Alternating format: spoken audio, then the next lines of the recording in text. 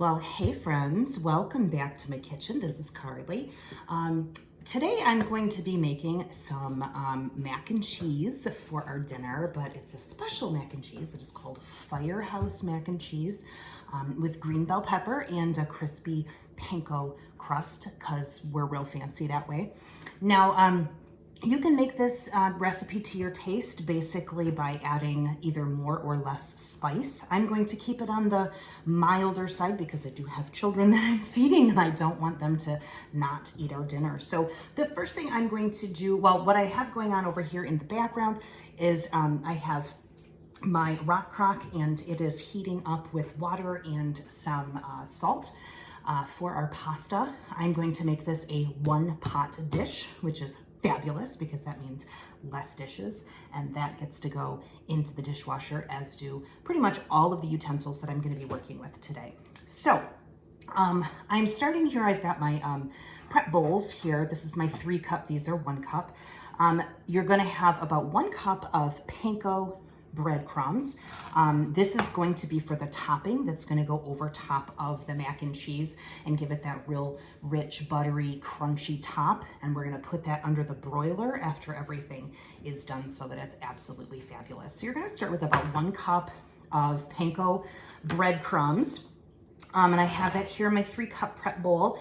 And then this is about a tablespoon of Frank's Red Hot, not sauce, but seasoning.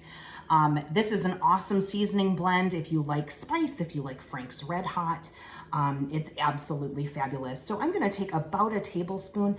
You can increase or decrease this as you would like. If you want it to be, a little less spicy, just put in some less. So that's gonna go right in there, and I'm gonna kind of move that around and just season those breadcrumbs just a little bit. And then I've got about 2 tablespoons of melted butter. Oh, the butter. We put that in there. I'm just using my little mini skinny scraper. This thing is lovely, this little guy. Does so much stuff, fits into so many different vessels. I love using it with my ceramic egg cooker too. So once I get my eggs all done in my ceramic egg cooker, this thing kind of gets right in there and pops them right out. So all I'm doing right now is coating all of my breadcrumbs in that beautiful melted butter. You can see it's taken on the color of that Frank's Red Hot seasoning, and it smells amazing. If you know what Frank's Red Hot smells like, oh, it smells so good. I eat Frank's Red Hot all the time. I'm not trying to product drop or anything, but I put it on my eggs. In fact, eggs are like they're like a vehicle for the Frank's Red Hot. So what I'm gonna do, and I'm just gonna put this to the side, and then this is going to go on top of our mac and cheese once we have everything together. So I'm gonna put this to the side, and then I'm gonna start on my next step. My next step here, as my water is starting to steam over in the background, is to prep my vegetables. And I have a couple of things going into the mac and cheese tonight. I have some green bell pepper. There's 2 of these, which I've already started to chop. And I have 4 scallions, which I am going to I'm going to separate out the white from the green. The green will be saved and used as a topping. And then these will actually be used in the dish as well. So I'm going to go ahead and break this down. You'll notice I'm using my Santoku knife. I've mentioned this knife several times if you subscribe to my channel. This is one of my favorites of our forged cutlery. Our forged cutlery is absolutely insanely awesome. It is ergonomically designed, so it fits really well in your hand. The handle is riveted in one large piece of steel, so you'll never get that wiggly wobbly handle that you get sometimes when you get lesser made, shall we say, cutlery. The Santoku knife also has these little ridges here, and that helps food to not stick to it. If you're doing a stickier food like a meat or a cheese, this is really great. Another one of our knives that I use all the time is our forged utility knife. Now, if you don't have our forged cutlery. We do have other options at different price points, but I highly recommend the forged cutlery. It's the best that we have. It's an absolutely amazing line, and it's if you can't afford the entire knife block set, I completely understand that. Hey, host a party. But these you can, if I was going to recommend you getting you know, just one, I would recommend the Santoku knife or the utility knife, because those are the best knives for just everyday use. Of course, we have other specific knives. We have knives that are chef's knife, which is amazing. That thing is like the coolest thing in the entire world. And we also have a bread knife, and we have a paring knife. And those are all amazing as well. But as far as like everyday use, and you want to be able to use it to chop and slice and stuff like that, I would recommend the Santoku knife or the utility knife. So I'm just about finished here. So I've separated out the whites from the darker green shoots. And I am going to use these in my pan in just a few minutes. So I have these all prepped. It's just about time for me to go to my next step. All right, so we are back here now over at my stove. You can see that I have my rock crock here. The water inside of it is just coming up to a boil now. I want to tell you a little bit about our rock crocks. This rock crock can go basically anywhere. It can go stovetop, it can go in your microwave, it can go in your oven, it can go in your broiler or under your broiler. And then after all is said and done, it goes right into your dishwasher for easy cleanup. I am all about easy cleanup, because I don't know about you, but I cook and I clean up, so that's a big deal. So in here I've got some water, and I have added some salt. Whenever you're doing pasta of any kind, you want to salt your water. You want to make sure that your water actually tastes like something, because that means that the pasta will absorb that flavor. It's almost like using a stock in a way, but you know, not really a whole stock. So I'm going to go ahead and add my pasta. This is cavatappi pasta. If you're not real familiar, they're real curly Q kind of things. You can use really any kind of pasta you want for your mac and cheese. But I'm feeling a little fancy today, so this is really fun. The kids really love it because it gives it just like a really fun kind of curly Q, and it's a lot of fun. So these rock crocks, and I'm using my large mix and scraper. This is one of my absolute favorite scrapers to use. There's several different sizes. There's the small, the large, the mini, and today I'm using the large because I've got lots of pasta to cook up. So these rock crocks also can go on the grill. Yes, you heard me correctly. They can go on the grill. So we do have rock crock stoned, a round stone. That is perfect for pizza. And if you've never had pizza on the grill, oh my goodness, you have to try it. It's absolutely delicious. And again, you can do nachos on the grill, you can do ribs, all of the vegetables, if you want to put the vegetables in here and do these right next to your ribs on the grill. I mean, these things are so absolutely insane. The other cool thing about these is that the Dutch oven and the everyday pan have the option of being a slow cooker. We do have slow cooker base that you can put these crocks right into, and it then becomes a slow cooker. All of our Dutch oven and our everyday pan both come with a lid that goes on it, a glass lid, and then you can use it as a slow cooker as well. So when I say that this thing goes everywhere and does everything, I really, really mean it. So now that the pasta is in the water, I'm going to go ahead and let this cook probably about 9 to 12 minutes. I like the pasta to be a little bit al dente, especially because we're going to be cooking it further in a sauce. So you don't want to cook it so that it's so mushy that it starts falling apart when you get it into the sauce. So I'm gonna go ahead and set a timer, and I'll be back in about 9 to 12 minutes. Okay, we are back. My beautiful pasta. It is so cute. Can you see it? It's all spirally. It's probably hard for you to see from here, but you'll see it in a few minutes. So the pasta is absolutely perfect. And I am going to go ahead and strain this. But before I do, I'm going to reserve some of the pasta water, and I'm going to tell you why. So this is one of my easy read measuring cups.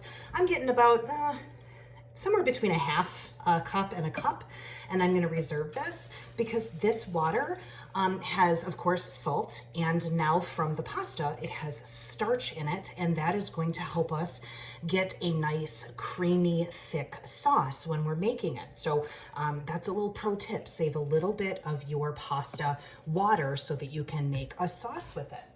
Now, I'm going to strain this out. I'm going to use our strainers. This is our stainless steel mesh colanders.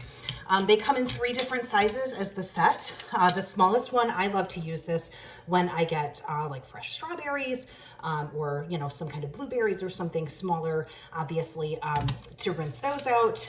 The medium-sized colander is great for things like this, for mac and cheese, or if you get grapes, because grapes usually come, you know, a little bit larger packaged than strawberries. And then, of course, our largest one. This is perfect for, you know, big meals. I may use this one tonight because I've got a whole family size full of mac and cheese.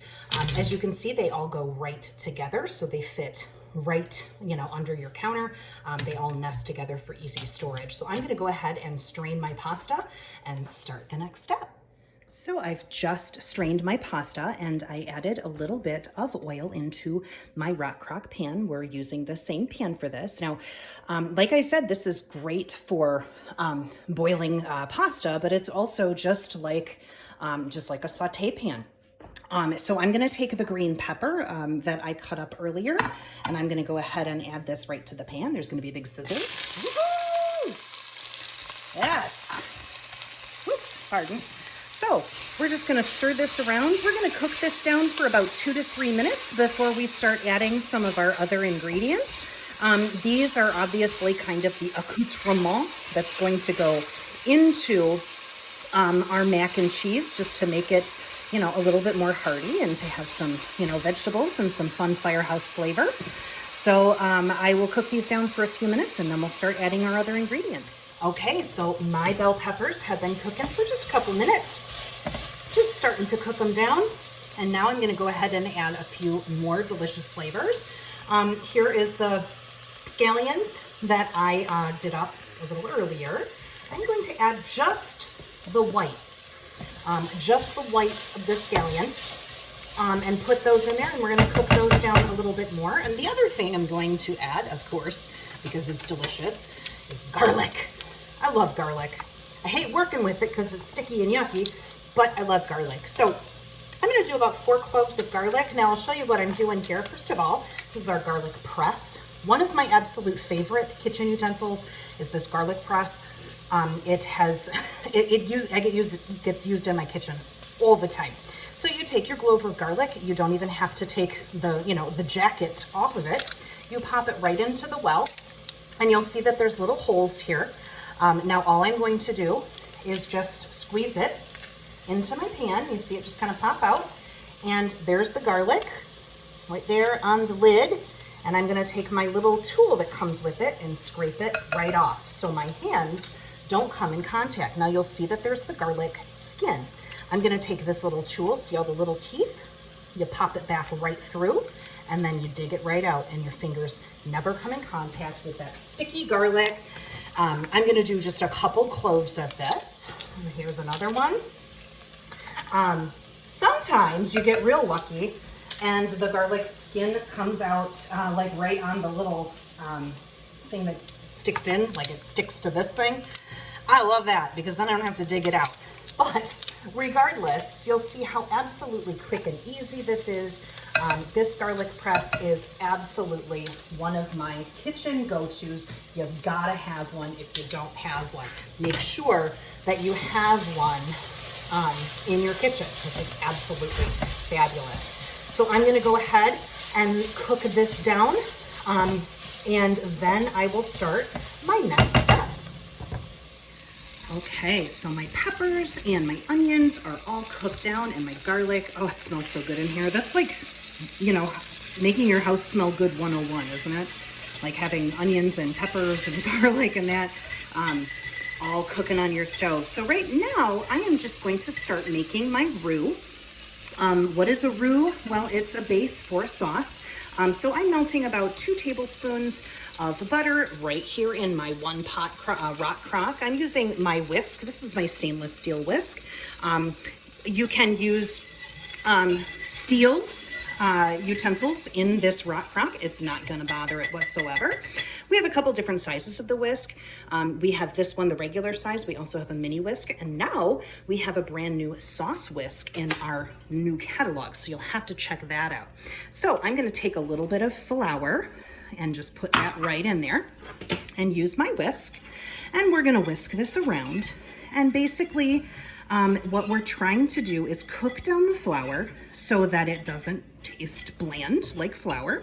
And your roux is going to give your sauce a little bit of body.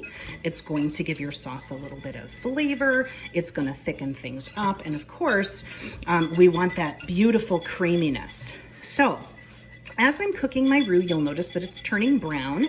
You want that. The darker the color, the more flavor you're gonna get, but you've got to be careful. You don't want to burn it because ain't nobody got time for that. So, oh, that looks so beautiful. It looks so lovely. And the reason I say it looks lovely is because I know what's coming next. And that is my beautiful cream sauce that is going to go so well with my Firehouse mac and cheese. So that is looking lovely. The next step is I'm going to add some milk. You can use whatever kind of milk you would like for this. I personally am using 2% milk. Ooh, yes. And this is about 2 cups of milk. And you just add that in and you're gonna start to see magic happening here as we whisk it. All those little chunks of roux are gonna start breaking down.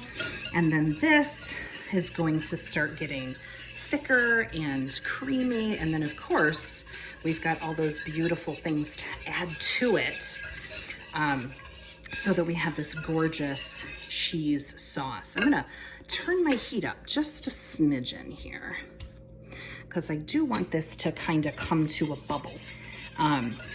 But again, you want to be careful because milk scalds in your pot. So make sure that you're keeping an eye on things and things don't get away from you while you're cooking down your roux. So I'm going to go ahead and cook this down until it's nice and thick. It'll probably be another minute or so, and then we'll start adding all of our accoutrements. I'm so excited. Right. So you can see that the sauce is starting to thicken here. It's been on for a couple minutes and you can see it's got a little bit of a boil going on there. So that's exactly what we want. Now I can turn down my heat a smidgen and we're gonna start adding all of the fun stuff to this. The first thing, of course, being our cheese. Now I have 2 different kinds of cheese today. I have sharp cheddar, about a cup of sharp cheddar and about a cup of pepper jack, because of course we're making a Firehouse mac and cheese, so that pepper jack just gives it a little bit of a zippy flavor. So we're gonna go ahead and start melting that down. Isn't that gorgeous? Oh, yes.